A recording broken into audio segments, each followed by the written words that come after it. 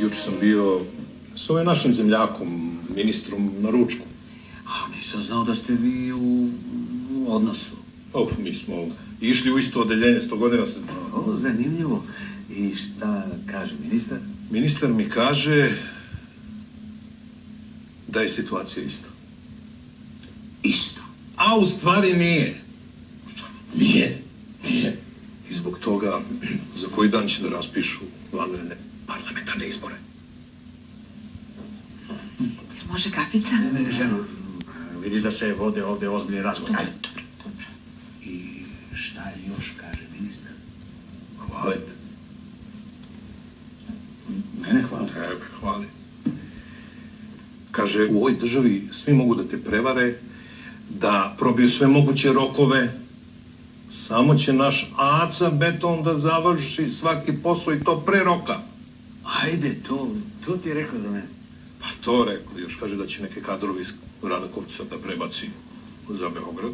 Aha, da osveže partiju.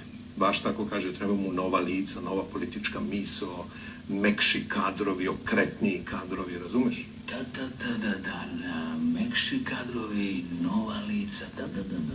Zato sam ja došao kod tebe da s tobom razgovaram. Ti si u politici već dugo. I ti imaš iskustva da proceniš koji je to kadar perspektiva. Kresuja, šta ti u stvari hoćeš mene da kažeš? Kako ti se ja činim kao mekši kadar? Što? Nisi možda rešio da ideš u poslanik? Ma ne, majko, ma mene to ne zanima. To njih zanima, mene ne.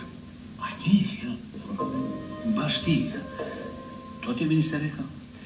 Pa nije direktno, nego izrukom. A šta si mu ti odgovorio? Ništa. Hteo sam prvo da dođem kod tebe ovde da se konsultujem, s obzirom da te toliko hvali. Samo nemoj, molim te, da širiš ovu priču, jer ja ne znam kako da ih odbijem, a da ih ne uvredim, razumiješ? Vlast je ta. Ja mislim da bi bilo najbolje da ti oko tih stranačkih stvari odeš odmah da se konsultuješ sa Fuzigaćom. On je sada tehnički predsjednik opštine Radakovac, ali on je i šef naše partije na lokalu. Sve mu reci, ali nemoj da mu govoriš ovo da si razgovarao sa ministrom. On je, znaš, lepo se ti raspitaj o svemu, ali onako, znaš, izokola. Izokola. Izokola, ispod ruke. Pa da, to umem. Pa naravno da umeš. Eto. Dobro. I nemoj, molim te, da širiš ovo. Pa da, ne. Sve ostaje među nama beton i to armirani. Slušaj, nemoj ništa da brineš. Samo lagano. I budi nam pozdravljen poslaniče naš.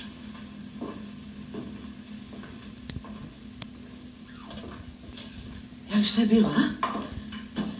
A co? Ti kao da si ispratio vampira iz kuće.